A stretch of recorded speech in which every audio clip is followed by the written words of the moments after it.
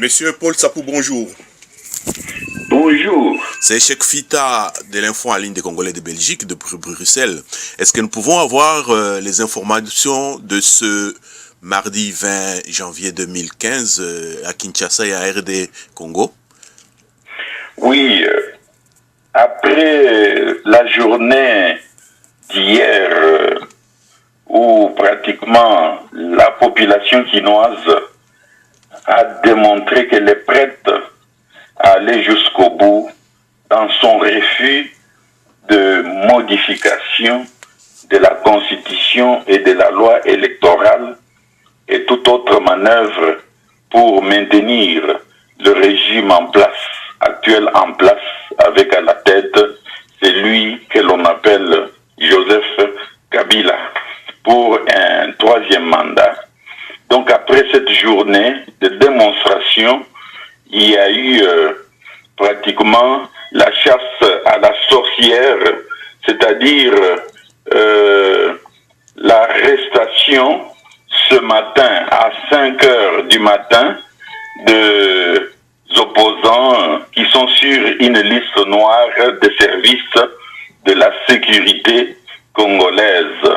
Et je vous informe que Jean-Claude Mouyambo a été arrêté ce matin à 5 heures, je dis bien à 5 heures du matin, de chez lui à Kinshasa. Et il est amené à une destination inconnue. Je vous informe également que depuis hier soir, ils ont coupé les services Internet sur l'ensemble du territoire congolais. L'Internet est coupé. Vous vous souviendrez que les médias privés ont été également fermés, comme je crois les médias du MLC, les médias d'autres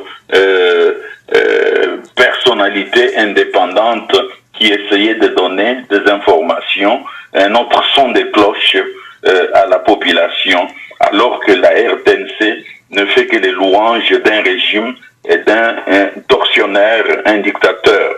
Voilà pourquoi ces signes montrent que le régime est aux abois. Voilà pourquoi il faut demander à notre population de s'exprimer encore pacifiquement. Comme vous le savez, il y a eu du sang. Le régime a tué. Et les services de sécurité, les éléments de la garde civile, si vous voulez, ces milices du pouvoir ont tué à Kinshasa.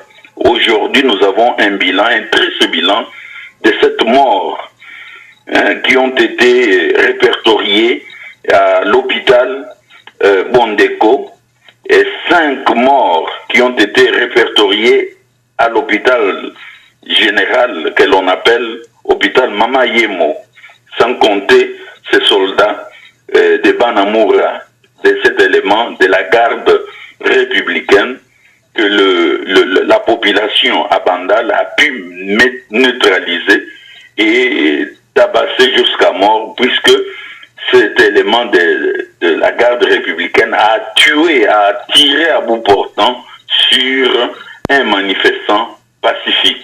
Donc nous sommes pratiquement dans une situation où un régime tient à son pouvoir, tient à ne pas perdre le pouvoir actuellement.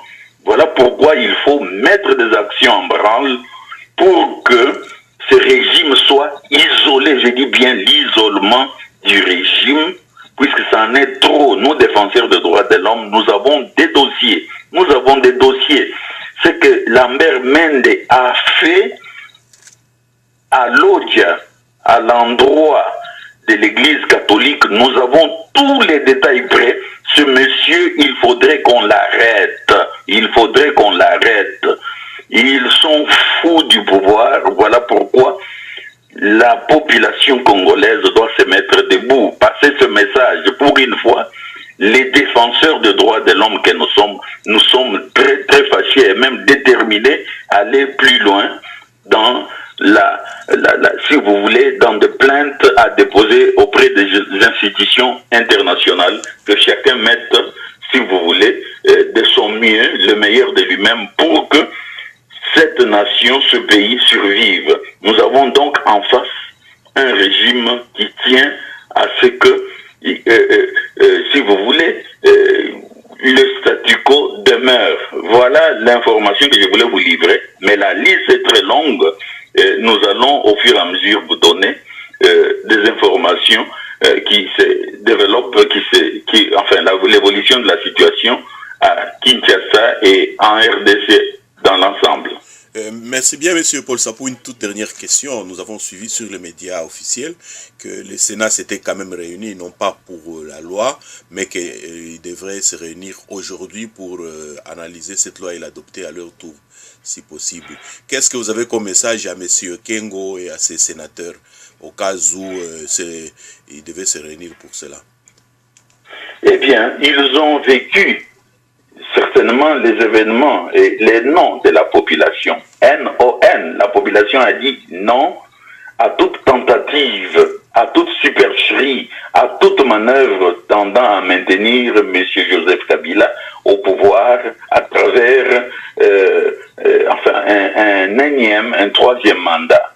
Voilà pourquoi Kengo et les sénateurs qui vont probablement faire du cinéma, faire la messe noire, bien qu'ayant été corrompus, que ces gens disent non, puisque la population connaît qui est sénateur, qui est parlementaire, etc.